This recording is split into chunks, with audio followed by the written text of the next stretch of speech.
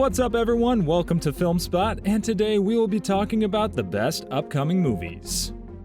Dwayne "The Rock" Johnson recently teased his holiday action movie Red One with behind-the-scenes images and a wild description. The former professional wrestler is no stranger to over-the-top action movies. His first major role came in the 2002 The Mummy spin-off film The Scorpion King as the titular character. Although he quickly proved himself as a versatile actor with a lauded performance in the Get Shorty sequel Be Cool, Johnson became a staple in the action genre with films like Race to Witch Mountain, Hercules, and the Fast and the Furious franchise. Johnson's most recently starred as the DCU anti-hero Black Adam in the blockbuster film of the same name.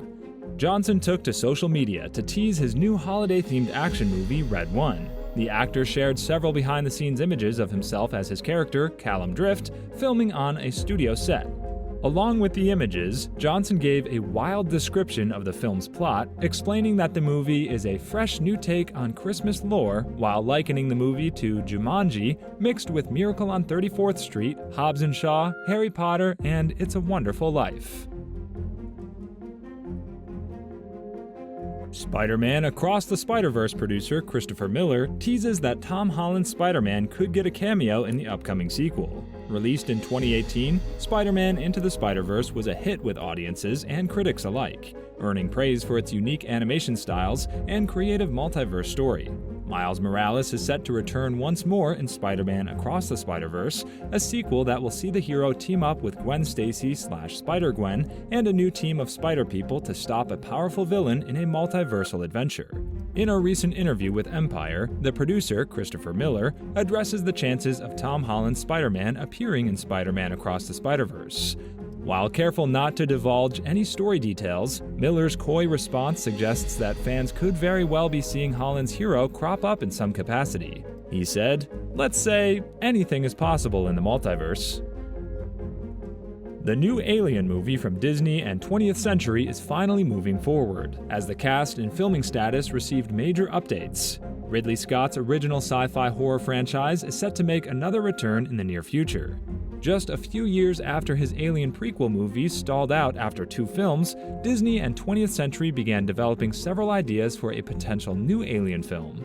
It was announced in early 2022 that Don't Breathe director Fede Alvarez was attached to direct the movie, which is expected to act as a soft reboot of the franchise. The status of Disney's Alien movie reboot received 2 major updates recently thanks to a report from Deadline that revealed its lead and filming status. The report revealed that Pacific Rim Uprising actress Kaylee Spaney is in talks to star in the lead role after becoming the top choice of the studio following multiple meetings with producers and Alvarez. It has also been revealed that the studio is so happy with the current status of the new Alien movie that the film is moving forward with the hope of beginning filming in early 2023. No release date has been announced.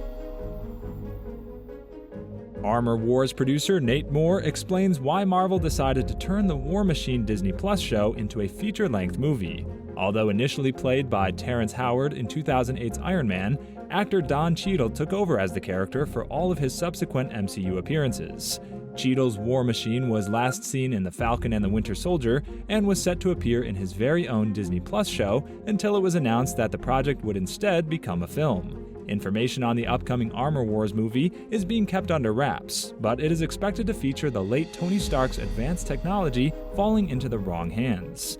In a recent interview on The Town with Matthew Baloney podcast, producer Nate Moore, who has also served as producer on Black Panther: Wakanda Forever and Captain America: Civil War, among others, explains why the decision was made to change Armor Wars from a show to a movie. A big part of the reason, it turns out, is due to the more limited budgets of Marvel's Disney Plus shows not being able to effectively serve the ambitious, effects-heavy plans they have for Armor Wars.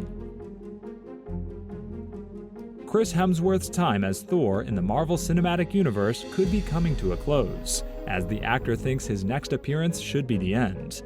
Hemsworth's Thor is one of the last remaining members of the original Avengers team in the MCU. Thor: Love and Thunder once again drastically changed the trajectory of his life, as Thor adopts a daughter and regains Mjolnir after Jane Foster's death. Thor 4's ending indicates that the God of Thunder is stepping into a new phase of his superhero journey, one that could soon reach a heroic and definitive conclusion if Hemsworth gets his wish. During a new interview with Vanity Fair, Hemsworth addressed the topic of a potential MCU exit for his original Avenger. The outlet asked him if he was hoping to get a conclusion for Thor's MCU story after seeing Robert Downey Jr.'s Iron Man and Chris Evans' Captain America receive send-offs from the franchise. Despite previously saying he is quite interested in continuing to play the God of Thunder, Hemsworth's tune has changed. He now suggests that Thor's next MCU appearance should be the last, and potentially give him the death of a hero. A fourth Spider-Man film starring Tobey Maguire could exist in a different and more perfect multiverse. But in this multiverse, the Sam Raimi-directed Spider-Man trilogy remains just that, a trilogy. To make up for it, a new Spider-Man 4 behind-the-scenes image offers a close-up look at what the award-winning actor John Malkovich's actual Vulture costume would have looked like. Details about the canceled Spider-Man film previously emerged, revealing that Malkovich was set to play a darker version of the inventive yet lunatic genius Vulture. Although the image doesn't show the Dangerous Liaisons actor in the metallic wing costume, comic book writer Ken Penders gave us a closer look at how the iconic villain Vulture might have been portrayed on screen. In a Twitter post, Penders shared that when the supposed production for Spider-Man 4 was halted, all the materials were turned over to him and remained with him for 15 years, saying, "Before Tobey and Sam were bid adieu by Sony, work actually had begun on Spider-Man 4, and I visited friends who were working on the Vulture's costume intended for actor John Malkovich.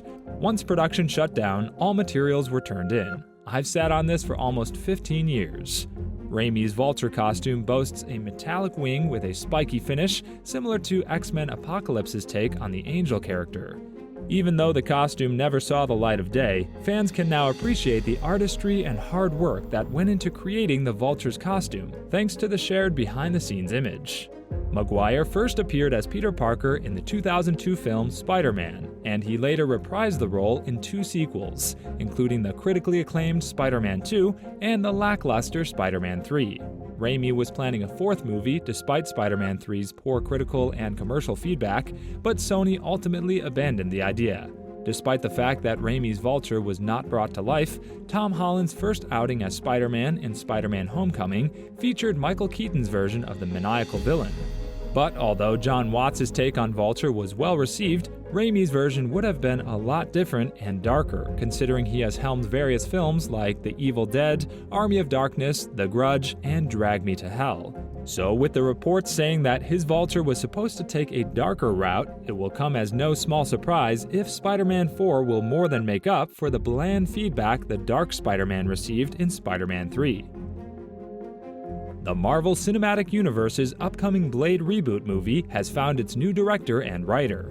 Mahershala Ali, who portrayed Cottonmouth in Luke Cage, is re-entering the MCU, but this time as a completely different character, as he's set to play Blade on the big screen. While his solo film had Bassam Tarek as its director, the filmmaker ended up departing the Blade project, forcing Marvel Studios to go back to the drawing board. However, the search is finally over, as Deadline reports that Lovecraft Country pilot director Yann Demange has been tapped to helm the Blade movie. The trade also reveals that When They See Us writer Michael Starbury has been hired to pen the screenplay for the upcoming MCU reboot. No filming start date was revealed for the new Blade movie. Legendary Entertainment, the studio behind hit science fiction films like Dune and the Godzilla-focused MonsterVerse, have cut ties with Warner Bros. And entered a film distribution deal with Sony Pictures. Legendary has found major success in their major franchises over the last few years, with such films as Dune and Godzilla Vs Kong garnering major box office success, despite being released during the COVID-19 pandemic. While much of the company's recent success relies on their popular sci-fi film franchises, they also produce Netflix's popular Enola Holmes film series, underscoring just how much potential Legendary has in the modern film industry. Legendary Entertainment has announced they are taking that potential to Sony, moving largely away from Warner Bros. In the process with a new deal. While select films like Dune Part 2 will still be distributed worldwide by Warner Bros., the rest of their other future film releases will be distributed and marketed by Sony instead. Legendary CEO Joshua Grode underscored how this new partnership between Legendary and Sony would assist the company with their goals for theatrical distribution. The official Transformers Rise of the Beasts trailer has been released, providing the first look at the franchise's new Beast Wars characters.